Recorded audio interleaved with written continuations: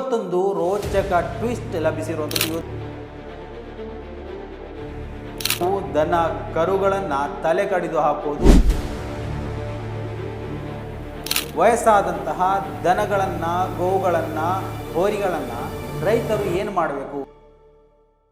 Hello hi, ಎಲ್ರಿಗೂ ನಮಸ್ಕಾರ. Welcome back to Janata agent. ಉಡುಪಿಯ ನಲ್ಲೂರಿನಲ್ಲಿ ಕಳೆದ ತಿಂಗಳು ಕಸಾಯಿಖಾನೆ ನಡೆಸ್ತಾ ಇದ್ದಾರೆ ಎನ್ನುವಂತಹ ಒಂದು ಗಂಭೀರ ಆರೋಪದ ಮೇಲೆ ಆ ಮನೆಯ ವ್ಯಕ್ತಿ ಮತ್ತು ಮಹಿಳೆಯನ್ನು ಅರೆಸ್ಟ್ ಮಾಡಲಾಗಿತ್ತು. ಮಾತ್ರವಲ್ಲ, ಈ ಒಂದು ವಿಚಾರದಲ್ಲಿ ಬಹುದೊಡ್ಡ ಕಾಂಟ್ರವರ್ಸಿ ಕ್ರಿಯೇಟ್ ಆಗಿತ್ತು. ಮನೆಯನ್ನು ಮುಟ್ಟುಗೋಲು ಹಾಕಬೇಕು, ಹಾಗೆ ಹೀಗೆ, UAPA ಕೇಸು, ಆಮೇಲೆ ಅದು ದೇಶದ್ರೋಹ, ಹಾಗೆ ಹೀಗೆ ಅಂತ ಹಿಂದುತ್ವ ನಾಯಕರ ಎನಿಸಿಕೊಂಡವರು ಅಥವಾ ಬಜರಂಗ ದಳ ಒತ್ತಾಯ ಮಾಡಿತ್ತು. ಮಾತ್ರವಲ್ಲ, ದೊಡ್ಡ ಮಟ್ಟದಲ್ಲಿ ಈ ಒಂದು ವಿಚಾರಗಳು ಸುದ್ದಿ ಆಗ್ತಾನೆ ಇತ್ತು. ಈ ಒಂದು ವಿಚಾರದ ಬಗ್ಗೆ ಇವತ್ತೊಂದು ರೋಚಕ ಟ್ವಿಸ್ಟ್ ಲಭಿಸಿರುವಂಥದ್ದು. ಈ ಒಂದು ವಿಚಾರವನ್ನು ನಿಮ್ಮ ಮುಂದೆ ಎಕ್ಸ್ಪ್ಲೈನ್ ಮಾಡ್ತಾ ಹೋಗ್ತೀನಿ. ಈ ಒಂದು ವಿಡಿಯೋವನ್ನು ನೀವು ಮೊದಲನೇ ಬಾರಿ ನೋಡ್ತಾ ಇದ್ದರೆ ದಯವಿಟ್ಟು ಈ ಒಂದು ಚಾನಲನ್ನು ಸಬ್ಸ್ಕ್ರೈಬ್ ಮಾಡ್ಕೊಂಡು ನೋಡಿ. ಮಾತ್ರವಲ್ಲ, ನಿರಂತರವಾಗಿ ಅಪ್ಡೇಟ್ಗಳನ್ನು ನಿಮ್ಮ ಮುಂದೆ ತರುವಂತಹ ಪ್ರಯತ್ನವನ್ನು ನಾವು ಖಂಡಿತವಾಗಿ ಮಾಡ್ತೀವಿ. ಉಡುಪಿಯಲ್ಲಿ ಹೇಳಿ ಕೇಳಿ ಹಿಂದುತ್ವದ ಅಮಲು ಹೆಚ್ಚಿಸಿಕೊಂಡಂತಹ ಜನ ಜಾಸ್ತಿ ಇರೋರು. ಮಾತ್ರವಲ್ಲ, ಇಲ್ಲಿ ಅಲ್ಪಸಂಖ್ಯಾತರೆನಿಸಿಕೊಂಡವರು ಏನು ಕಸಾಯಿಖಾನೆ ಅದು ಇದು ಅನ್ನುವಂತಹ ಘಟನೆಗಳಿಗೆ ಈ ಮೊದಲು ಕೂಡ ಸಾಕ್ಷಿ ಆಗಿದ್ದರು. ಹಲವು ದನ ಕರುಗಳನ್ನು ತಲೆ ಕಡಿದು ಹಾಕೋದು, ಆಮೇಲೆ ಆ ಒಂದು ಆರೋಪವನ್ನು ಅಲ್ಪಸಂಖ್ಯಾತರ ಮೇಲೆ ಎತ್ತಿ ಕಟ್ಟಿ ನಂತರ ಆರೋಪಿಗಳು ಯಾರು ಅನ್ನೋದನ್ನು ಪೊಲೀಸರು ಹೊರಗಡೆ ತಂದಂಥ ಸಂದರ್ಭದಲ್ಲಿ ಪೆಚ್ಚು ಮೋರೆ ಹಾಕಿ ಹೋದಂತಹ ಬಜರಂಗ ದಳದ ಕಾರ್ಯಕರ್ತರನ್ನು ನಾವು ಹೆಚ್ಚಾಗಿ ಗಮನಿಸಿದ್ದೇವೆ. ಸೊ ಇಂತಹದೇ ಒಂದು ಘಟನೆ ಉಡುಪಿಯ ನಲ್ಲೂರು ಗ್ರಾಮದಲ್ಲಿ ನಡೆದಿರುವಂಥದ್ದು. ಸೊ ಅಲ್ಲಿಯ ಮನೆಯಲ್ಲಿ ಕಸಾಯಿಖಾನೆ ಮಾಡ್ತಾ ಇದ್ದಾರೆ, ಅಂದರೆ ಗೋಮಾಂಸ ಮಾಡ್ತಾ ಇದ್ದಾರೆ ಎನ್ನುವಂತಹ ಒಂದು ಆರೋಪ ಕೇಳಿ ಬಂದಿತ್ತು. ಸೊ ಈ ಒಂದು ಆರೋಪದ ಮೇಲೆ ಪೊಲೀಸರು ದಾಳಿ ಮಾಡಿ ಅಲ್ಲಿ ಇಬ್ಬರನ್ನು ಬಂಧಿಸುವಲ್ಲಿ ಕೂಡ ಯಶಸ್ವಿಯಾಗಿದ್ದರು. ಈ ಒಂದು ಬೆಳವಣಿಗೆ ನಂತರ ನಾವೊಂದು ಮನೆಯನ್ನು ಮುಟ್ಟುಗೋಲು ಹಾಕಬೇಕು ಅಂತ ಬಜರಂಗ ದಳದಿಂದ ನಿರಂತರವಾಗಿ ಒತ್ತಡಗಳ ಮೇಲೆ ಒತ್ತಡಗಳು ಬರ್ತಾ ಇತ್ತು.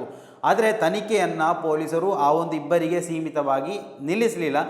ನಂತರ ಮುಂದುವರಿದ ತನಿಖೆಯ ಭಾಗವಾಗಿ ಈ ಒಂದು ಕಸಾಯಿಖಾನೆಗೆ ದನವನ್ನು, ಗೋವನ್ನು ಕೊಟ್ಟಂತಹ ವ್ಯಕ್ತಿ ಸಂಘ ಪರಿವಾರದ ಕಾರ್ಯಕರ್ತ ಅನ್ನುವಂತಹ ಒಂದು ಅಚ್ಚರಿಯ ಬೆಳವಣಿಗೆಗೆ ಬಂದು ಪೊಲೀಸರು ತನಿಖೆಯನ್ನು ತಲುಪಿಸಿರುವಂಥದ್ದು ಇವತ್ತು ಈ ಒಂದು ಟ್ವಿಸ್ಟನ್ನು ಪಡೆದುಕೊಂಡಿರುವಂಥದ್ದು. ಸೊ ಈ ಒಂದು ವಿಚಾರದ ಬಗ್ಗೆ ಕಂಪ್ಲೀಟ್ ಆದಂತಹ ಡೀಟೇಲನ್ನು ತಿಳಿದುಕೊಳ್ಳುವಂತಹ ಒಂದು ವರದಿಯನ್ನು ನೋಡ್ಕೊಂಬರೋಣ.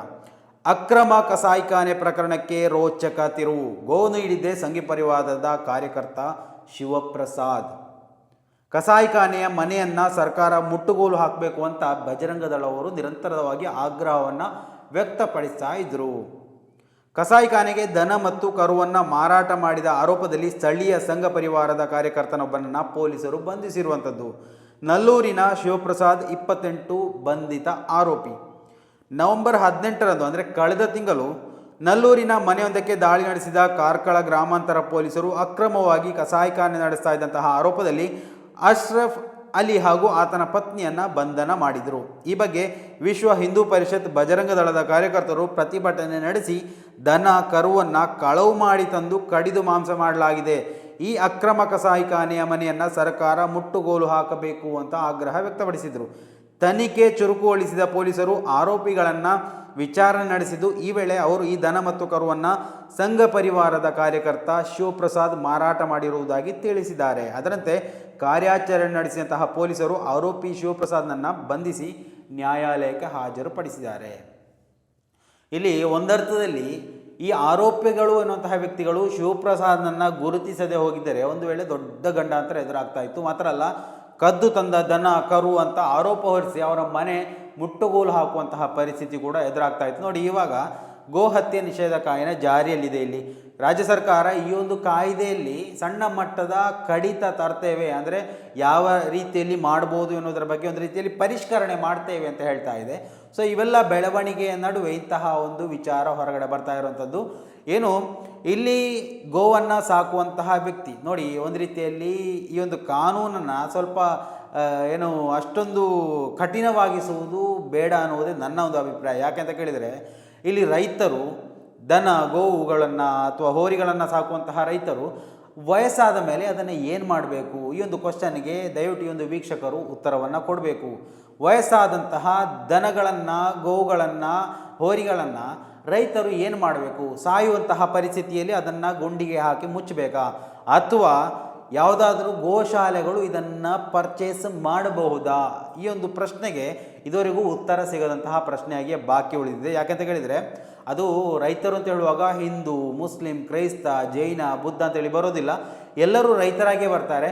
ಸೊ ಅವರು ಆ ಒಂದು ದನ ಗೋ ಹೋರಿಗಳನ್ನು ಸಾಕುವಂಥ ಸಂದರ್ಭದಲ್ಲಿ ಬೇಕಾದಷ್ಟು ಖರ್ಚುಗಳನ್ನು ಹಾಕಿರ್ತಾರೆ. ಅದಕ್ಕೆ ಬೇಕಾದಂತಹ ಏನು ಹುಲ್ಲು ಅಥವಾ ಅದಕ್ಕೆ ಬೇಕಾದಂತಹ ಏನೇ ಕೊಡ್ತಾ ಇದ್ರು ಅದಕ್ಕೆ ಖರ್ಚಿದೆ. ಸೊ ಇವೆಲ್ಲವನ್ನ ಮಾಡಿ ಕೊನೆಗೆ ಸಾಯುವಂತಹ ಪರಿಸ್ಥಿತಿಯಲ್ಲಿ ಏನೂ ಅದಕ್ಕೆ ಬೆಂಬಲ ಬೆಲೆಯೂ ಸಿಗೋದಿಲ್ಲ ಅಂದರೆ ಅದನ್ನು ರೈತರಾದರೂ ಏನು ಮಾಡಬೇಕು? ಅವರಿಗೆ ಅವರ ಹೊಟ್ಟೆಪಾಡಿಗೋಸ್ಕರ ಇರುವಂತಹ ಆ ಒಂದು ಏನು ಜೀವಿಯನ್ನು ಅವರು ಹಾಗೆ ಸುಖ ಸುಮ್ಮನೆ ಬಿಟ್ಟು ಬಿಡುವುದು ಯಾಕೆ ಅಂತ ಅಂದ್ಕೊಂಡು ಅದನ್ನು ಕಸಾಯಿಖಾನೆ ಕೊಡ್ತಾರೆ. ಒಂದು 10-20 ಸಾವಿರ ಸಿಗುತ್ತೆ ಅನ್ನುವಂತಹ ಒಂದು ಉದ್ದೇಶವನ್ನು ಇಟ್ಟುಕೊಂಡು. ಸೊ ಇದಕ್ಕೂ ಇಷ್ಟೊಂದು ತೊಡಕುಗಳು ಅಂತ ಕೇಳಿದರೆ ಇದಕ್ಕೂ ರಾಜ್ಯ ಸರ್ಕಾರ ಕೆಲವೊಂದು ನಿಬಂಧನೆಗಳನ್ನು ಮಾಡಬೇಕು. ಇಂತಹ ಪರಿಸ್ಥಿತಿಯಲ್ಲಿ ಏನು ಮಾಡ್ಬೋದು? ಈ ಒಂದು ಏನು ಕಠಿಣ ಕಾನೂನು ಬರುವುದಕ್ಕಿಂತಲೂ ಮೊದಲು ಈ ರಾಜ್ಯದಲ್ಲಿ ಅಂತಹದೇ ಒಂದು ಕಾನೂನು ಇತ್ತು. ವಯಸ್ಕ ಗೋವುಗಳಿರ್ಬೋದು, ಹೋರಿಗಳನ್ನು ಕಸಾಯಿಖಾನೆಗೆ ಕೊಡ್ಬೋದು ಅನ್ನುವಂತಹ ಒಂದು ಕಾನೂನಿತ್ತು. ಸೊ ಆ ಒಂದು ಕಾನೂನನ್ನು ಮತ್ತೆ ಕಠಿಣ ಮಾಡಿ ಯಾವುದೇ ಗೋವುಗಳನ್ನು ಹತ್ಯೆ ಮಾಡದ ರೀತಿಯಲ್ಲಿ ಜಾರಿಗೆ ತಂದದ್ದು ಇದೇ ಬೊಮ್ಮಾಯಿ ಸರ್ಕಾರ ಅಂತ ಅಥವಾ BJP ಸರ್ಕಾರ ಅಂತ ಹೇಳ್ಬೋದು. ಸೊ ಆ ಒಂದು ಕಾನೂನಲ್ಲಿ ಸಡಿಲಿಕೆ ಮಾಡುವುದರಲ್ಲಿ ಯಾವುದೇ ತಪ್ಪಿಲ್ಲ ಅನ್ನೋದು ನನ್ನ ಅಭಿಪ್ರಾಯ. ವೀಕ್ಷಕರು ದಯವಿಟ್ಟು ನಿಮ್ಮ ಅಭಿಪ್ರಾಯಗಳನ್ನು ಕೂಡ ಕಮೆಂಟ್ ಮಾಡಿ. ಮುಂದಿನ ಮಾಹಿತಿಯೊಂದಿಗೆ ಮತ್ತೆ ಭೇಟಿಯಾಗೋಣ. ಅಲ್ಲಿವರೆಗೂ ನಮಸ್ಕಾರ.